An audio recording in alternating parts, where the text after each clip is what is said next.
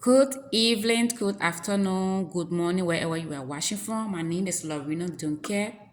Welcome to my YouTube channel. And on this channel, we talk mostly on women's health, on maternal and child health, while we talk other things that has to do with politics and other aspects of life. But our main focus is on maternal child health.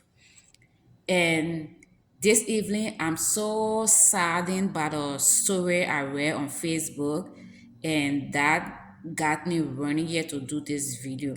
But before then, if you haven't subscribed to my YouTube channel, please do so now so that you don't miss any of the story that we put out there, because you may need it, your sister may need it, your friend, your neighbor will need it. So please subscribe now and click on the bell notification so that when we upload any video, you're going to be one of the first persons to see the video.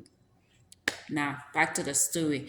A story is told on Facebook from somebody that I think who did come on Facebook to say something that is untruth in that manner. And he mentioned the name of a girl that he considers his sister.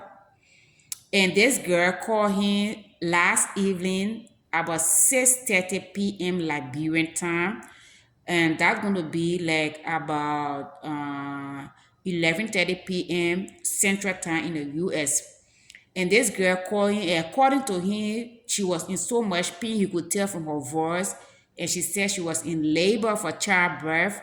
But the folks at a certain hospital in Liberia, in Nima County, unfortunately, it's the county that I come from, and it's a faith-based hospital called Ganta United Methodist Hospital, and said they could not,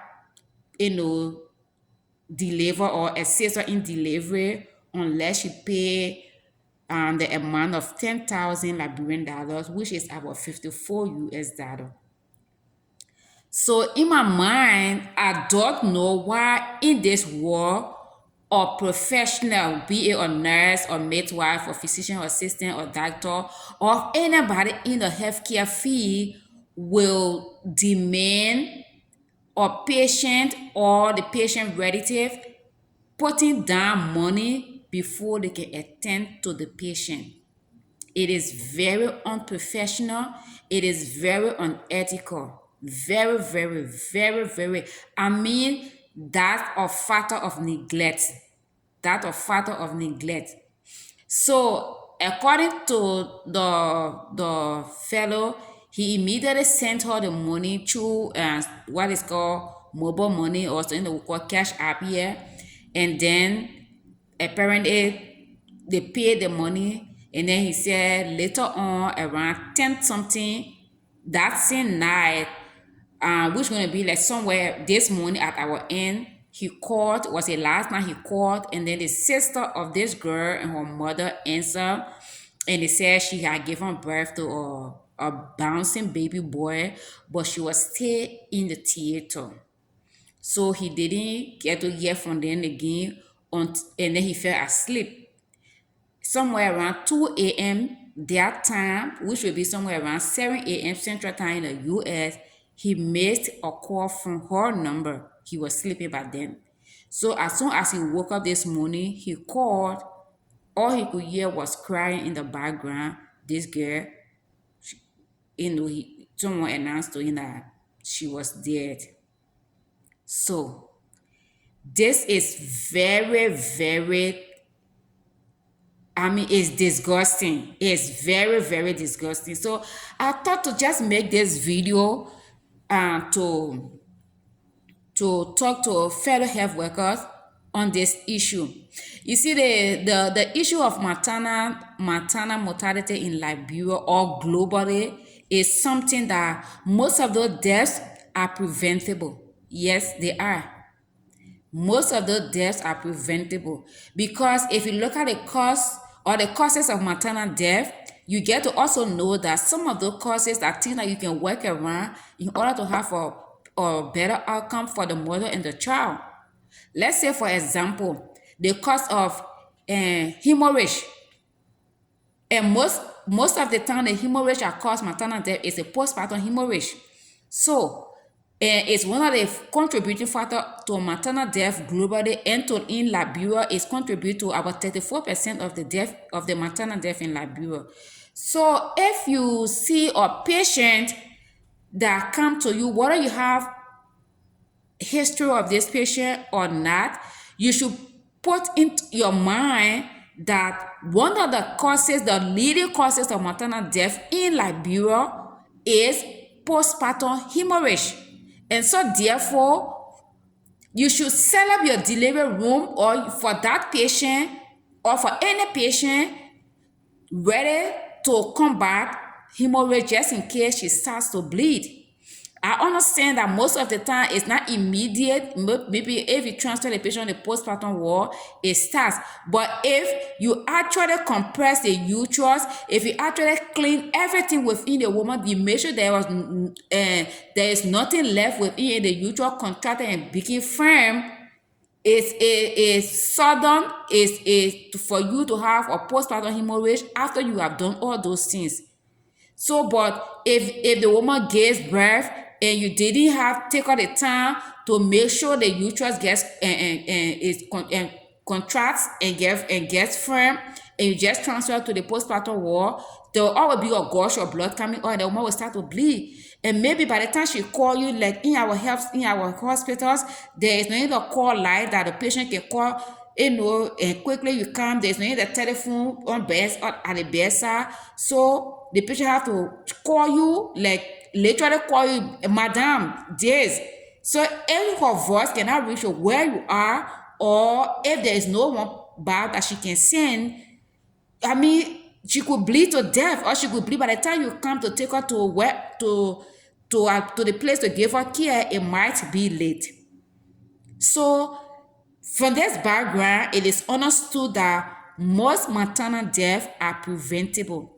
And in a particular case, I want us to look at it this way. The healthcare worker who was in the hospital at the time this girl got to the hospital, I want you to look at yourself as the agent in this whole thing.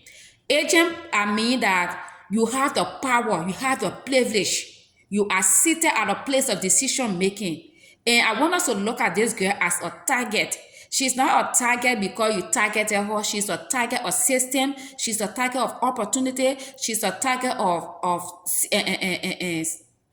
situation. She's a target in so many ways. Even the pregnancy itself made her a target. So healthcare worker becomes agent in this case. She goes to the hospital, she's in labor, and even if she has to pay $500 and she does not have it, or she didn't have it, first do your examination, give the message through to her people. This is the amount we need, but we will initiate care while you look for this amount. Because the first thing you took over is to save life. That's the first thing you took over. So do your initial assessment on this woman, and if she at the point, if she 4 centimeter, and you should know that you'll be able to start your patograph to monitor the progress of the labor. You don't even know how long she stayed in labor before she came to you. And even if you know, sometimes labor gets precipitated. So start your patograph and start your monitoring of this woman's condition and that of the fetus, while you also have given your message to the parents or whoever that brought her in about your money. But for you to hold on, for you to not give her care on ground that she must pay $54 US or 10,000 liberty before you can give her care. I mean, everybody involved in that, your licenses need to be suspended. They need to suspend your licenses, because I mean, that's complete act of witchcraft. What? Or lady leaves her house, walk to the hospital, or even if she went via vehicle and got there and it want to talk to you, and you sat down there, your carelessness, your wickedness made her to lose her life because of $54. It is so sad. It is very sad, and it's sad, and that it continue to happen, and there are many more Diamond, her name is Diamond, her name was Diamond. There are many more Diamond across Liberia who go to the labor room. They are working by themselves, go to the labor room, and their life end the way this Diamond life ended. And they go and do some fancy maternal death audit, and nobody gets to hear what happened, to even establish what was the cause, what should have been done, and nothing. I mean, they just do it for record's sake, and that's it. And that's not how it should be. If you are doing an audit, a maternal death audit, I mean, we should be able to know what happened, what did you do, what did you put in place to prevent what happened. If the institution was at fault, if the staff was at fault, what did you do to those staff? So, I mean, the story is so frustrating, it's so heartbreaking. I mean, I don't even know. Until people can start taking people to court in Liberia to sue institutions, to sue health care worker for this kind of for carelessness, they wouldn't do better. Because it makes no sense that you will set a pregnant woman. Do you even understand the definition of labor? Do you know what it means to be in labor? As a professional person, where were your conscience? Where was your moral judgment, your ethical judgment? Where did they go? Did they go to spend time somewhere? It's so heartbreaking. I mean, it just made me to think about another story that happened, I think 2 months ago, that the husband of this lady was on Facebook in an interview crying the mother that they induced labor. They induced labor for this patient when she was not even 4 centimeters. They gave her cytotec, they gave her oxytocin. How will you give a pregnant woman oxytocin? How? When you know the indication of oxytocin, if you know the indication of cytotec, why will you give it to a pregnant? Why are you rushing? Why are you rushing her? Why? If she having contraction and the contraction are stronger and stronger, and she's not dilating, then think what is happening. What is happening? Consider the 3P, the passage, the passenger, and the pathway. So if she having is the fetal presenting with the head? If it is presenting with the head, what do you think is not dilating? It's not pressing against the cervix. Is she having cord around the neck that is preventing this fetal from descending and pressing on the cervix to dilate? Think of all those things. Put on your thinking cap when a patient presents before you in a labor room. People, you need to put on your thinking cap. See every patient as a unique person, very unique person. And don't think because somebody came yesterday and spent 7 hours in labor, it means you must spend 7 hours in your open your eyes. You should have a third eye. On top of it, your carelessness should not lead to somebody's life, to the end of somebody's life. Your carelessness. It sounds so untrue to say health worker. I assume midwife, administrator, doctor, nurses, PA will say until somebody pays $54, they cannot deliver her baby. So for the fact that they according to the post, when he called at 10, they say she had given birth to a bouncing baby boy, but she was still in the theater. It means the $54 was the fee for the C-section. Why not go and do the cesarean section when the woman is on the postpartum ward, and then you think about the money? Because somebody would just say she wouldn't run away even if he didn't trust her. So County United Medical Hospital need to be taken to court. They need to face the law. I have several experience with County Medical Hospital. I have my own experience. Imagine me or a fellow colleague, though I was not working in the hospital, let me not say colleague, a fellow comrade. I was not working in the hospital, but most of them knew me. I went to the hospital to give birth to my daughter. And I was okay. Let's say I first got in labor in second period when I was working with the MSF, and then I had all the care. Imagine working in the same facility and you get into labor. The expatriate, the expat midwife, the nurse midwife, everybody, the PA, everybody. Mohammed Masale. I mean, I was the patient of attention because I was working there, and not only that I was working there, I was playing a very key role in the hospital. So, but when they saw that I could not, it was being delayed actually. So everybody thought of C-section. So then they arranged transfer for me to be transferred to Uganda Maternal Hospital. So before I got there, I have called my sister. I called my mom to call her son, one Emmanuel Boya. He's a physician assistant, and we consider him a brother and a son to my mom. So everybody will have gone to the hospital waiting for me. So Emmanuel have called that we said Paul, we said at the time he was the medical director at the hospital. We got there, very friendly and everything. And so they checked, and then they were taking me to the theater. So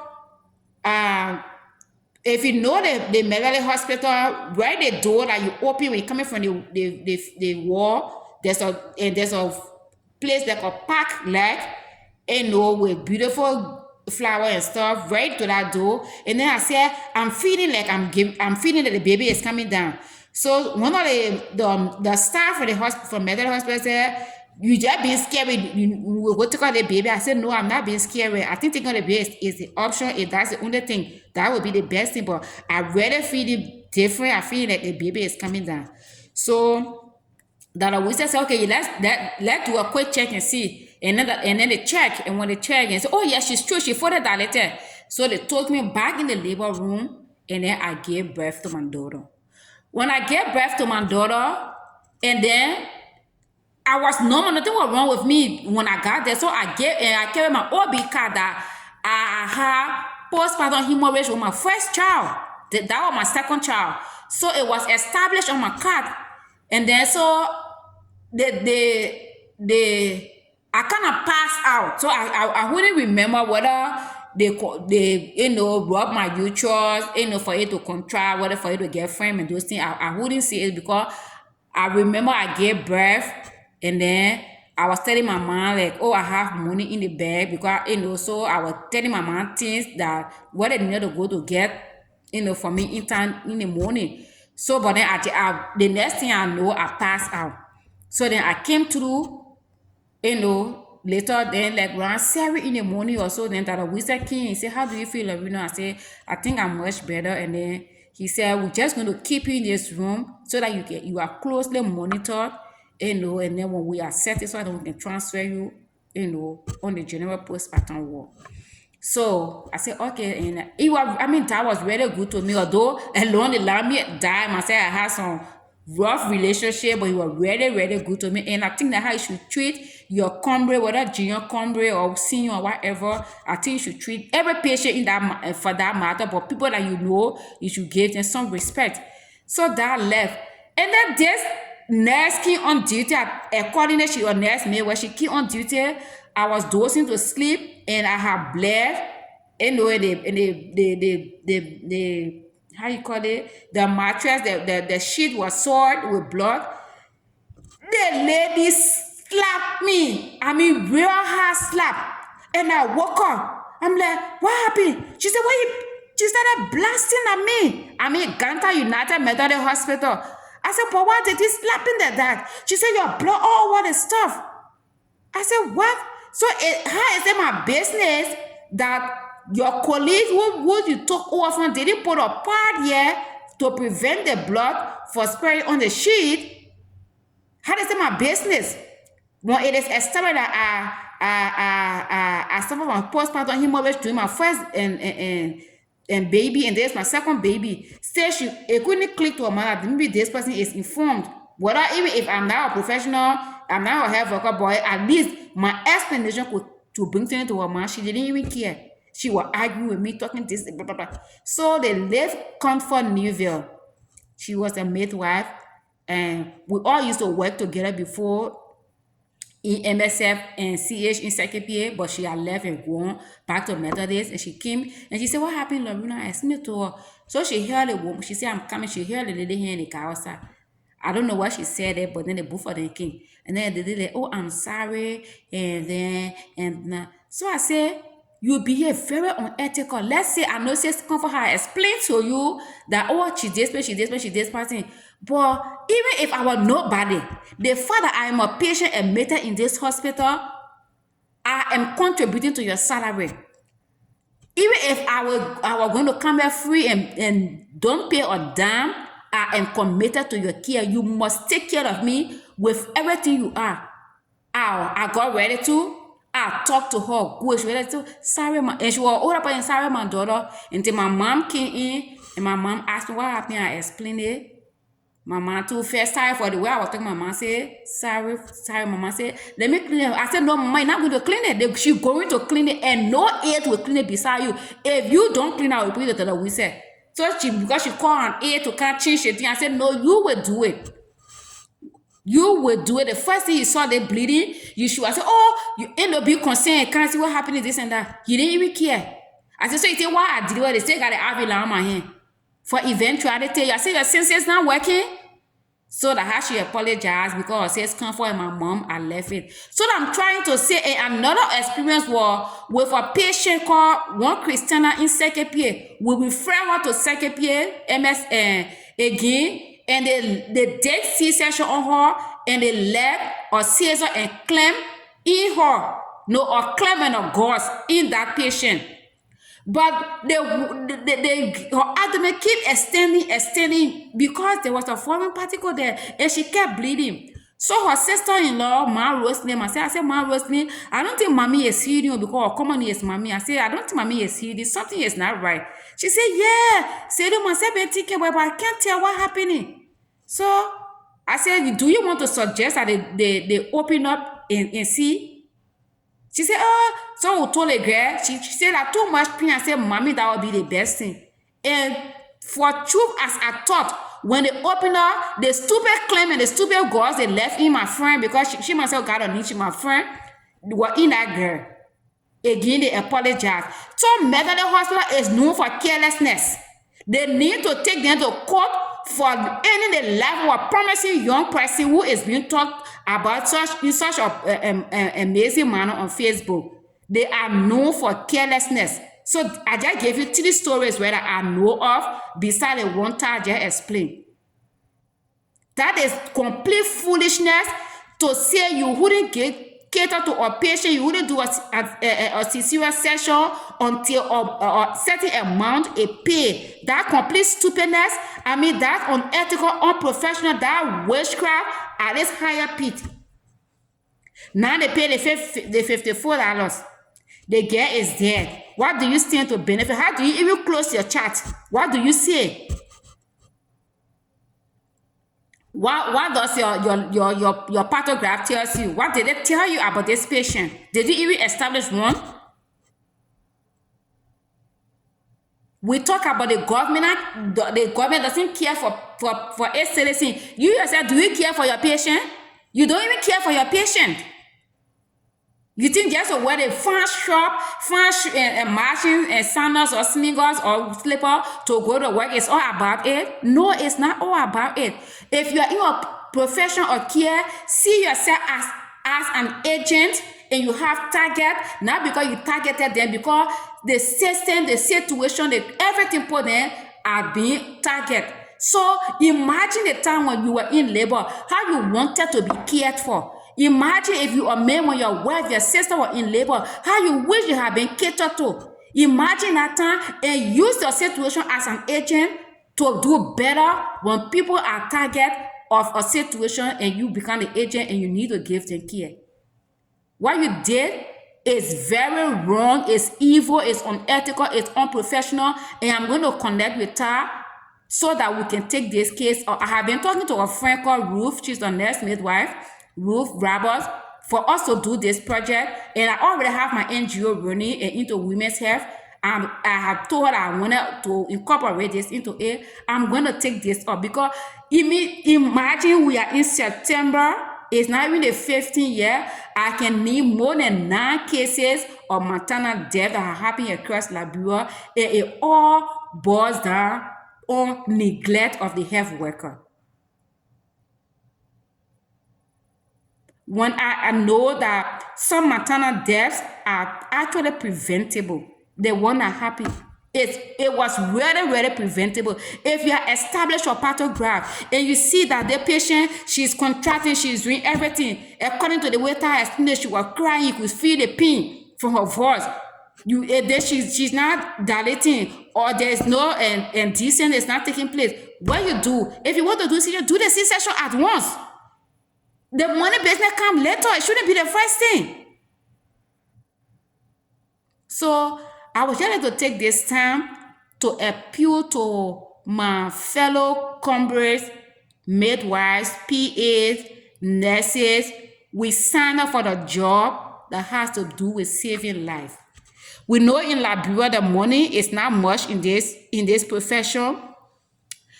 But we sign up for it. I'm not talking like this because I feel I'm in America. No. From the time I started practicing as a midwife in Liberia since 2002, that's when I started practicing as a midwife. I'm not trying to it's not self gratification, but I have always stood up. If you went to Liberia district, if you want to get district, people will tell you that I have always been ahead of the game. When they was not thinking about maternal waiting home in Liberia, nowhere around. I did not hear about it as I initiated it when I was working in Bio Yoda in Bedege. And I initiated or say emergency saving clubs. And I initiated where someone needed to be transferred, the hospital and they didn't have money. He comes and credit for 10% because if he goes to credit from the regular club, they will charge him the 25% or more if he's not a member of that club. It's a member of 25, but if he come and take it from the clinic, from our emergency saving club, it was a TTN keeping it. I was only helping one of the TTN for the record to make sure that records in time. So I have always stood up. I have gone to the point that I have bought pounds of blood over and over for patients to be transfused. I have gone to the point that I have taken my own money to charter car for the patient to be transferred. You don't have to go to the extreme because it's just me. Because for me, from day one I graduated 2002, I just see maternal death as something that I can do something about. That's how I just feel. So I have always fought it that way, using my own money, my resources, my idea, and everything. Before Liberia thought about safe motherhood, I started it. I started in 2009. Emmanuel Boya and one Foley, I don't know Foley Sako, I don't know her last name, but she used to be the reproductive health manager for IRC. And then she looked at, she said, Emmanuel, this your sister is a genius.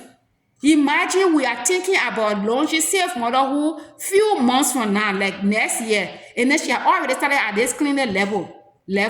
So that's what, anything you want to do it and stand out for it. You understand? So the least you can do is just pay attention to the patient. That case, your pathograph, who I told you what was best for that young girl.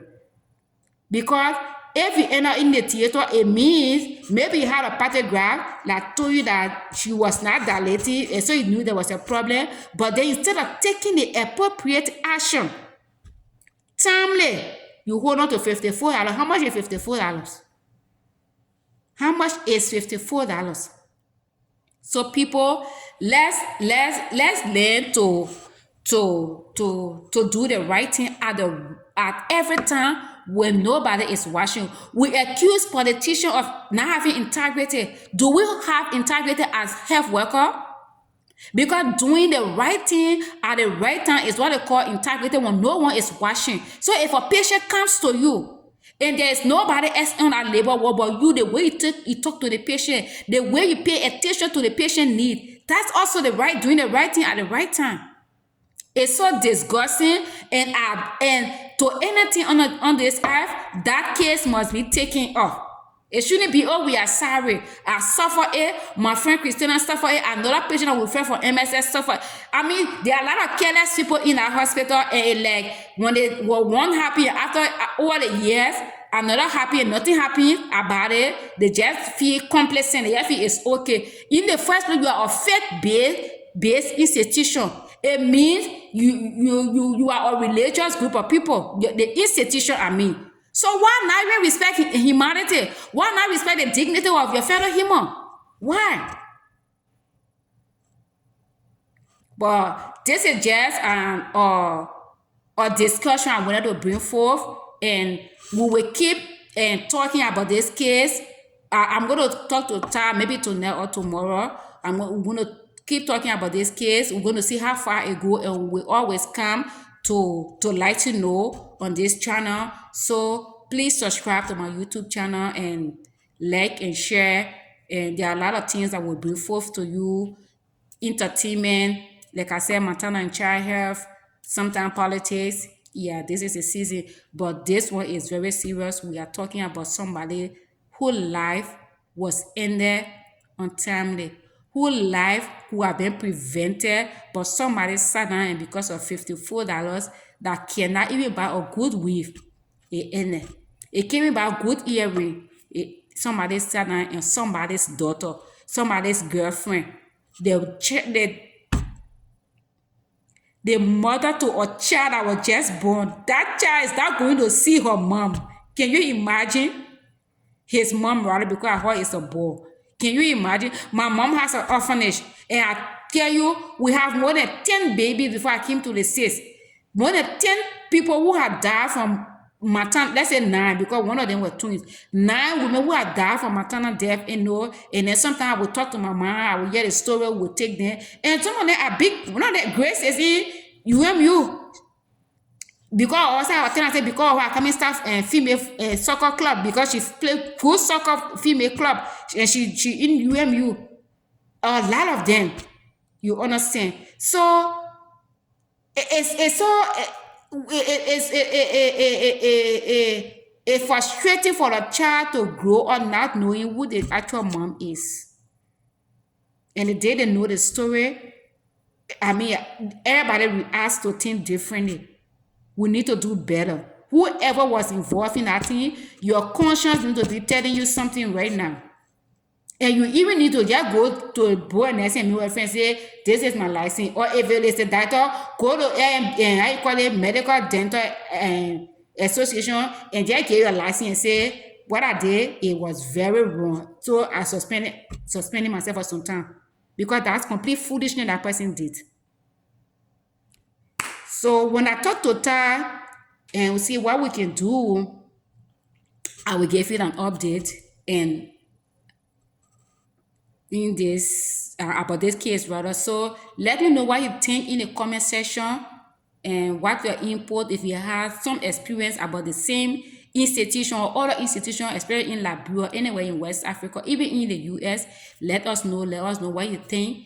And yes, thank you so much for listening, and have a blessed night. It is night at my end. Thank you so much. Bye bye.